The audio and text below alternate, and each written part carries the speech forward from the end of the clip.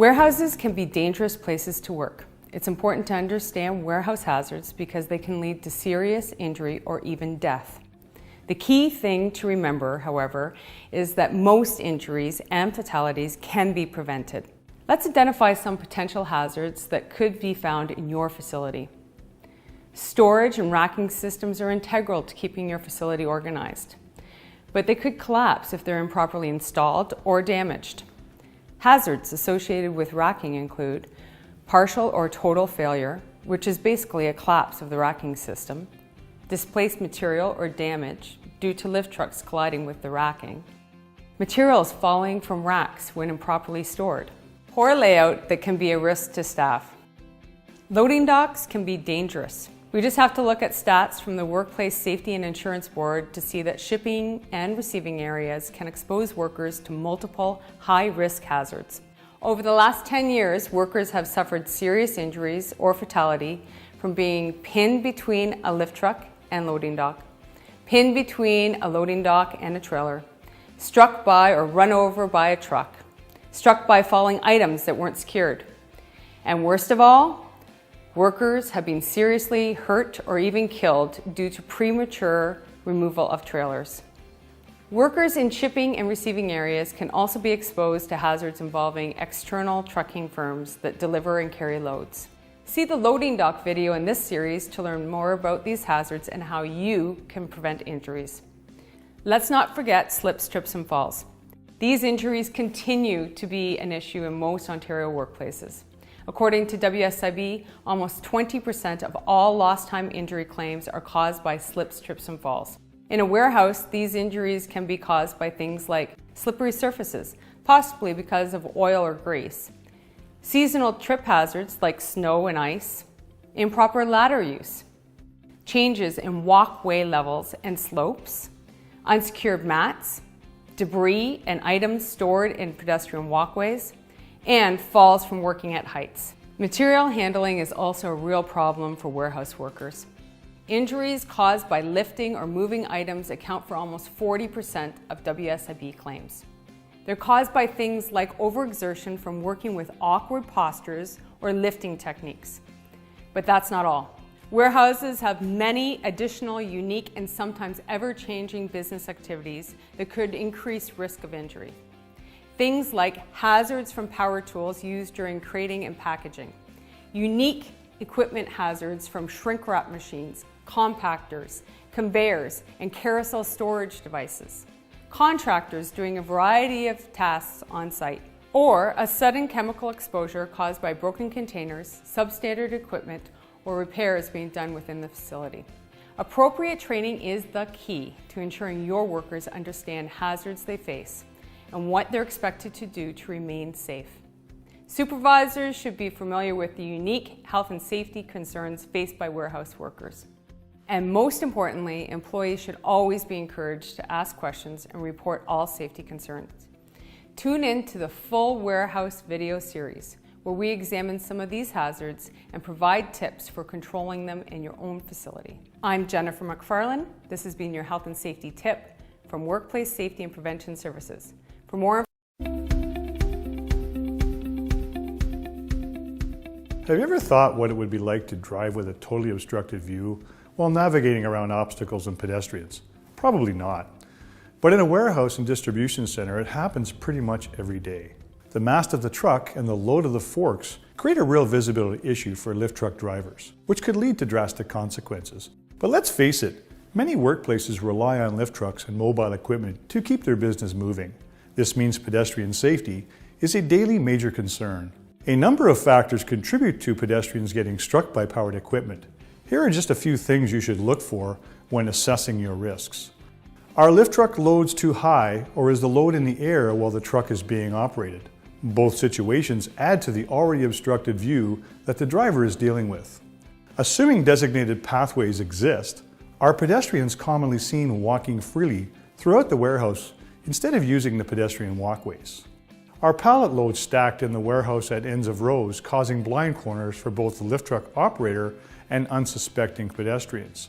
Powered lift trucks that are battery operated are often undetected until it's too late.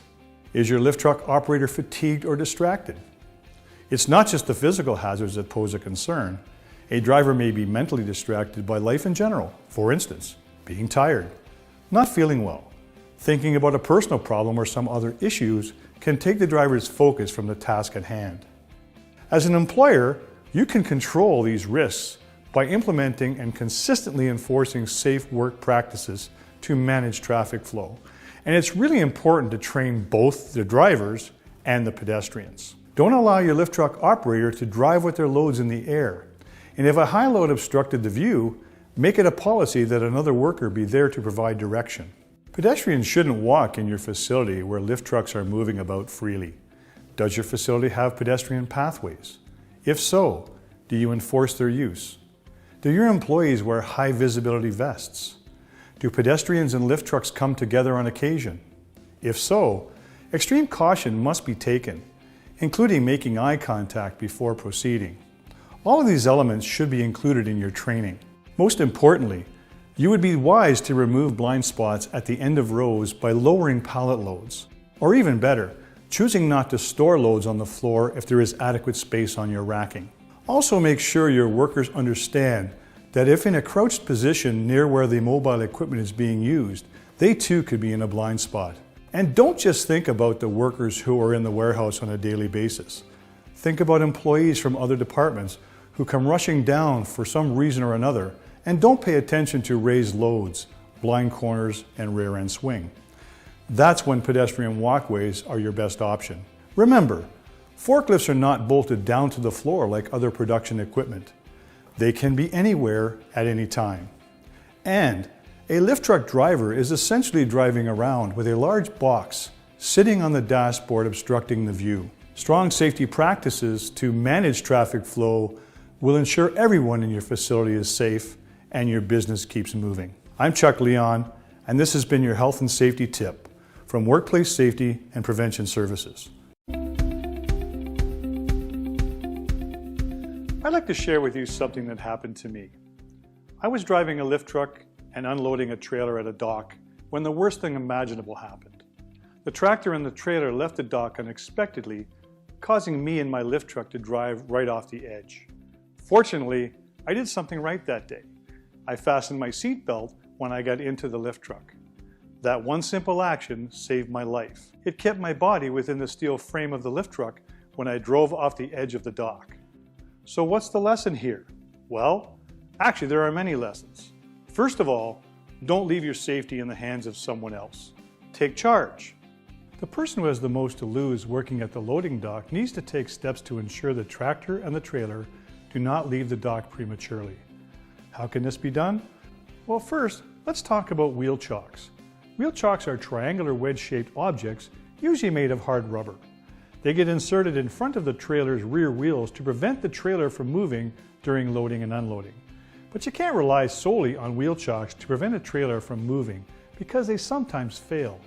On slippery pavement, wheel chocks can slide when the truck attempts to move, rendering them useless. Or the lift truck moving in and out of the trailer can cause trailer creep. This is basically short movements that pull the trailer away from the loading dock. Trailer creep can occur even when the chocks are in place, creating a gap between the trailer and the dock. We recommend wheel chocks be used as a support to other vehicle restraint solutions, such as mechanical restraint systems. This is a mechanical device that is permanently installed at the outside of the loading dock and consists of a hook that connects to the trailer's ICC bar, the lower metal bar at the back end of the trailer. This device will keep the trailer locked in place if the driver tries to leave prematurely.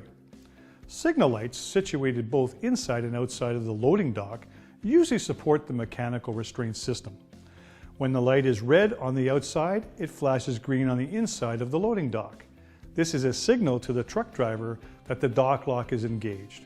And to the forklift operator, this is a signal that it is safe to enter the trailer. When the outside light flashes green, the driver knows it is safe to check in with the office before departing. A more cost-effective option involves disconnecting what is called the glad hand, or the air hose between the tractor and the trailer. In this situation, a glad hand lock prevents the hoses from being connected for a time. This process releases air from the trailer brakes, essentially locking them to minimize the chance that the tractor will pull the trailer away prematurely.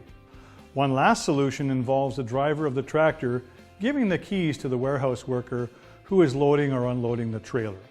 When this process has been completed, the keys are returned so the driver can leave the dock. There are two other essential points to keep in mind when loading and unloading a trailer. Inspect the inside of the trailer to ensure the floor is not damaged and the capacity of the trailer will support the weight of the load, the lift truck, and the operator. Secure trailers that are detached from the tractor with a support jack at the front end before the lift truck enters. This prevents the trailer from tipping upwards when the load is removed from the front of the trailer. This is especially important for smaller pup and reefer trailers. Don't let what happened to me happen in your workplace. Remember, the person with the most to lose if safe practices are not followed is the worker who loads or unloads the truck. Encourage your lift truck drivers to take safety into their own hands. I'm Chuck Leon, and this has been your health and safety tip. A warehouse can't function without steel storage racks, and it's rare to hear of situations where an entire racking structure collapses. However, when it does happen, it can be catastrophic. When racking collapses, everyone, including the Ministry of Labor, asks one important question: why did it happen? There are many reasons for a racking collapse. This video focuses in on two of the most common causes. The racking structure isn't properly installed, and the racking is damaged and doesn't get reported and repaired quickly. Both of these situations could cause structural deficiencies in the racking. If struck by a lift truck, this can cause the whole system to collapse. It's really important to know that every piece of a racking structure, from a small pin to a major beam that supports the load, must be installed according to manufacturer's recommendations. Otherwise, the integrity of the structure could be compromised, and a compromised structure is a disaster waiting to happen. So make sure these essential components of the racking structure are in place, properly installed and free from damage to ensure its load worthiness. The column or post that supports the upright beam must be straight and free of any significant damage. The anchors that attach the post to the floor slab should be properly tightened to the minimum recommended torque to resist impact forces. The beam shouldn't be used if it's bent. It could be a sign that its structural integrity has been compromised. The braces, whether horizontal or diagonal, that connect to the posts must be in good condition as they support the structure if there's impact. Column or post guards, which are typically located at the end of an aisle, must be secured in front of the rack to ensure the guard can absorb the impact of a lift truck. Even a little safety pin that makes a connection between the beam and the post is essential to prevent accidental movement of a beam when a lift truck moves its load. There are steps you can take to ensure the safety of your employees that work around racking structures. Make sure your racking is installed according to manufacturer specifications by a trained professional. Encourage your employees to report damage immediately if the racking is struck by a lift truck so that necessary steps can be taken. It may mean unloading the rack and getting the damaged pieces replaced immediately, but this should be done to prevent a possible issue later. Inspect your racking regularly and ensure your in-house inspectors are trained on what to look for and how to tell the difference between unsafe immediate danger or minor damage. When a major incident such as racking collapse happens, it's often due to what we call safety complacency. What exactly does that mean? Well, although it could happen, it's rare for a rack structure to collapse if struck one time by a lift truck. More often, complete rack collapse happens when management doesn't make necessary repairs in a timely manner. Then employees get used to seeing damage, thinking there's no risk. Finally, after the racking gets repeatedly battered over time, the rack structure could fail. Don't let this happen to you. Make sure your steel racking is installed properly and always maintained. The safety of your workers depends on it. I'm Norm Kramer, and this has been your Health and Safety. Most people know what a pallet is. You just have to walk into a large retailer that sells home renovation supplies and you'll see lots of pallets stored on racking structures. A pallet is essentially a platform that's used as a base for storing and transporting loads. Pallets come in different sizes and are made from a variety of materials such as wood, plastic, and even metal. Today we'll focus on wood pallets simply because it's the most common type currently used. We don't always think of a pallet as being a safety hazard, but when a damaged or misplaced one falls from racking, it can cause serious injury to unsuspecting pedestrians walking nearby. Injuries from pallets can be caused by a number of issues. Here are a few examples. Using a pallet that isn't designed to carry the weight of the load placed on it. The likely result is a pallet gets crushed and the load falls. Using a pallet that is damaged. In all likelihood, the pallet will collapse under the weight of the load placed on it. Using the wrong size pallet for the racking structure. If the pallet is too small for the size of the rack, it could fall off. Handling pallets in an unsafe manner. For instance, entering pallets with the forks of a lift truck on an angle can cause damage to a pallet and undermine its integrity. So what can you do in your workplace to ensure your pallet doesn't become a liability? Know the safe load capacity of your pallet and keep your load within this designated capacity. Be aware that this capacity is based on the load being evenly distributed. And if the same weight is concentrated in one area of the pallet only, the safe load capacity will be exceeded. Using a damaged pallet is a recipe for disaster. Every pallet's top and bottom should be inspected before use to determine its suitability to support the load. If you notice on any pallet that the boards or stringers, the pieces that support the boards, are missing, defective, split, or broken, the pallet should be taken out of service. It's simply not worth the risk. Also, be cautious of any pallets entering your facility that are either made from lower quality materials or are weaker in design. Loads have collapsed when these pallets are reused, especially when heavy loads are placed on them. Ensure your pallet is the right size for the spacing between your racking beams. If you have a smaller size pallet and try to store it on a racking structure designed for a larger pallet, the load could fall. Sometimes we see wire mesh decking placed on racks to support smaller pallets. Unfortunately though, wire mesh decking does not have the same weight capacity as the beams, which is what the pallet should be resting on. Don't forget about your lift truck drivers. Train your drivers on the proper way to handle your pallets. For example, the forks of the lift truck should enter the pallet straight to avoid damaging it. The fork should support the full length of the pallet and should be spaced so that the maximum support is given. Finally, when it comes to stacking your empty pallets, be sure to stack them flat as opposed to on their sides. Pallets stored on their ends tend to fall over and cause injuries to anyone that happens to be close by. A pallet is a fundamental and standard piece of equipment used in warehouses and distribution centers. In fact, thousands of pallets pass through loading docks every day in these types of facilities. Don't take your pallet for granted. Take care of your pallets and you take care of your employees. I'm Norm Kramer and this has been your health and safety tip from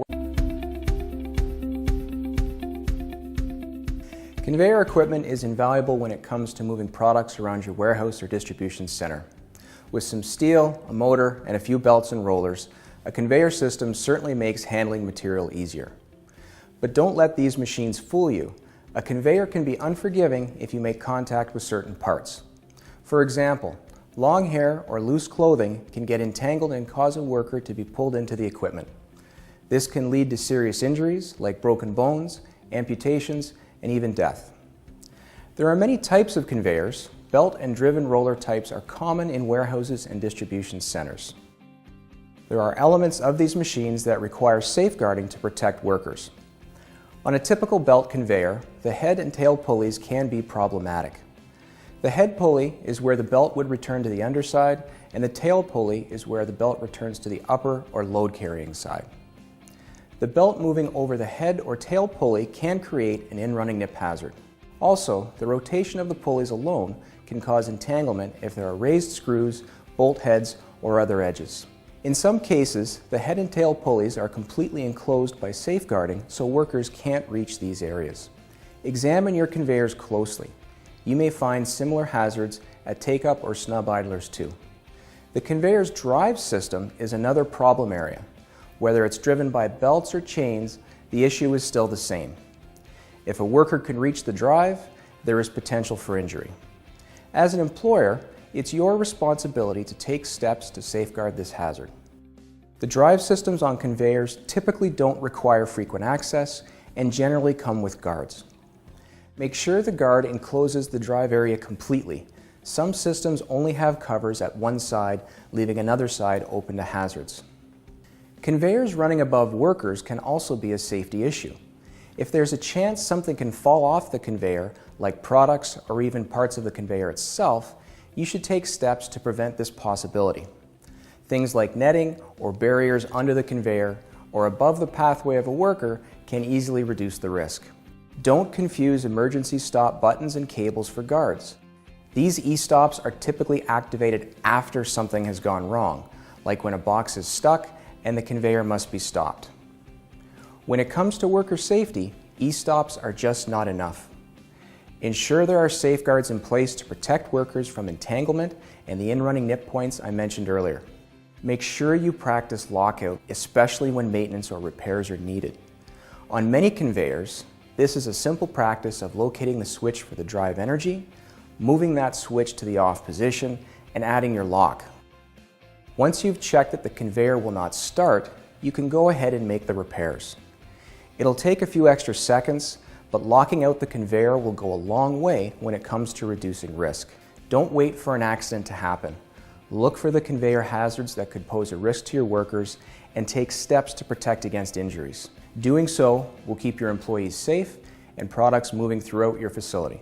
I'm Mike Wilson, and this has been your health and safety tip from Workplace Safety and Prevention Services. For more information, visit WSPS.ca.